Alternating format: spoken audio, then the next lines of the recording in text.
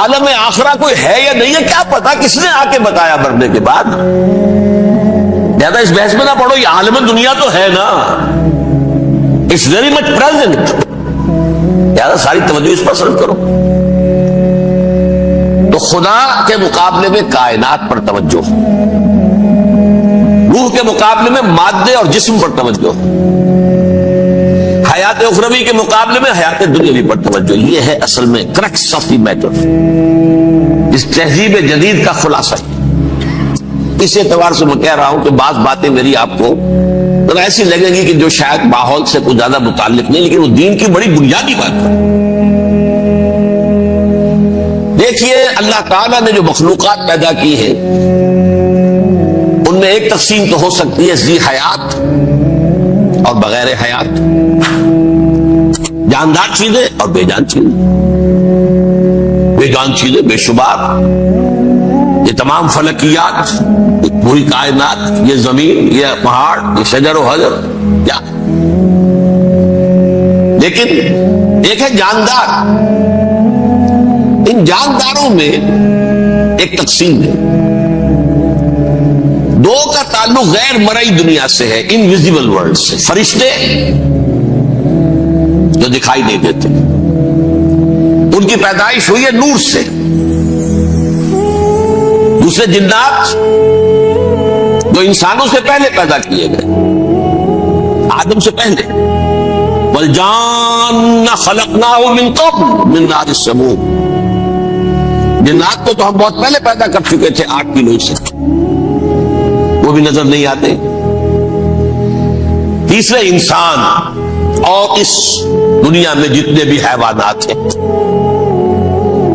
ان کا جو مادہ ہے وہ ارض، یہ زمین ہے، یہ مٹی سے بنے،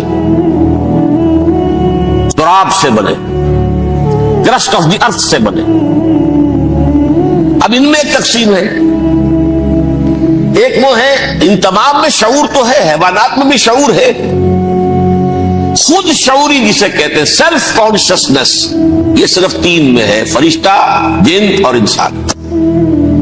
حیوانات میں خود شعوری نہیں ہے، کانشسنس ہے، سیلف کانشسنس نہیں ہے۔ دونوں کی بات سے سمجھا دوں آپ کو، میں دیکھ رہا ہوں، آپ مجھے دیکھ رہے ہیں، کتا بھی کوئی یہاں ہوتا تو مجھے دیکھ رہا ہوتا، لیکن کتے کو مجھے دیکھتے ہوئے یہ احساس نہیں ہوتا کہ میں دیکھ رہا ہوں، یعنی کتے کو یہ احساس نہیں ہوتا کہ وہ دیکھ رہا ہے، مجھے دیکھ تو رہا ہے، اس کو میں کا احساس نہیں ہے مجھے۔ میں جب دیکھ رہا ہوں تو میں سمجھتا ہوں میں دیکھ رہا ہوں، میں ہوں کوئی شے جو دیکھ رہا ہوں، یہ خود شعوری ہے، سیلف کانشسنس۔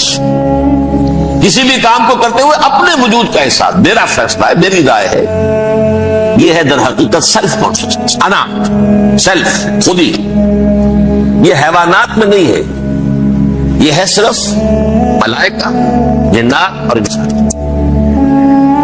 اب یہاں مسئلہ پڑ گیا، بڑا پرپیچ مسئلہ۔ اللہ تعالیٰ نے پہلے حضرت ملائکہ کو پیدا کیا اور انسانی ارواح کو پیدا کیا نور سے، پھر ناک سے پیدا کیا، نار سے، آگ سے جنات کو، پھر مٹی سے بنایا، آدم کا حیولہ، اس میں روح پھونک دی، اب آدم بن گئے۔ اعلان یہ کر دیا کہ خلافت ارضی جو ہے وہ آدم کو عطا کی جا رہی، یہ پیچ پڑ گیا۔ اس پر تھوڑا سا اشکال تو فرشتوں کو بھی ہوا، قرآن میں ہے سورہ بقرہ کے 4 رکوع میں، أَتَجْعَلُ فِيهَا مَن يُفْسِدُ فِيهَا وَيَسْفِكُ الدِّمَاءَ وَنَحْنُ نُسَبِّحُ بِحَمْدِكَ وَنُقَدِّسُ لَكَ۔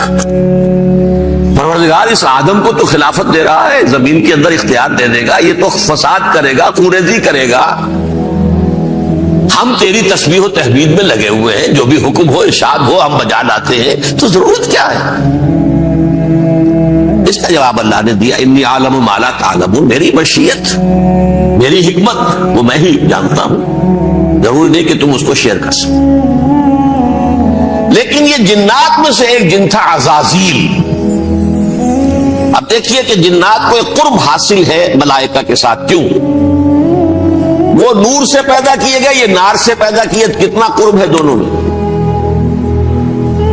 انسان پیدا کیا گیا مٹی سے، مٹی انرٹ ہے، آگ بھڑکتی ہے، اوپر اٹھتی ہے، شعلہ زنگ ہوتی ہے، انرجی ہے اس میں۔ نور اور نار میں بڑا قرب ہے۔ عربی کے ایک قاعدے سے تو یہ ایک ہی لفظ ہے، مادہ ایک ہی ہے، حروف علت جو ہے ایک دوسرے کی جگہ آ جاتے، یہ قرب ہے، اگرچہ زمین و آسمان کا فرق ہے دونوں۔ فرشتہ نور سے پیدا کیا گیا ہے، وہ پاک ہے، وہ اللہ کے کسی حکم کی خلاف ورزی کر ہی نہیں سکتا۔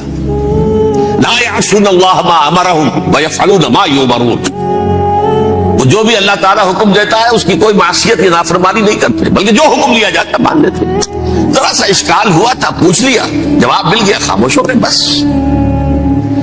لیکن عزازیل نامی ایک جن تھا، جو ایک تو جن ہونے کی نسبت سے فرشتوں سے کچھ نہ کچھ مماثلت تھی، قرب تھا، دوسرے یہ علم میں، زہد میں، عبادت میں اتنا اونچا تھا، اتنا اونچا تھا، اتنا اونچا تھا کہ یہ ملائکہ ہی کے صف میں شامل ہو گیا۔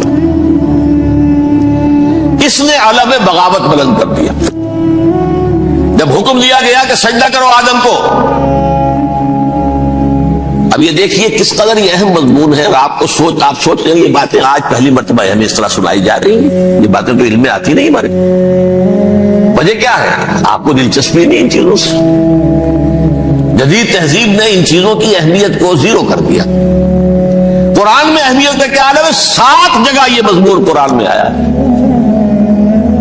کہ فرشتوں کو ہم نے حکم دیا سجدہ کرو آدم کو، سب نے سجدہ کیا۔ فسجد الملائکۃ کلھم اجمعون، سارے کے سارے، کل کے کل، سب نے مل کر سجدہ کیا آدم کو، اللہ کے حکم سے فوراً تعبیل کر دی، الا ابلیس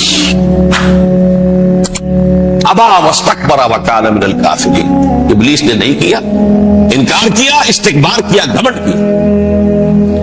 اور اس کو سورہ کہف میں بیان کر دیا گیا، یہ اس لیے کہ وہ اصل میں جنات میں سے تھا۔ اگر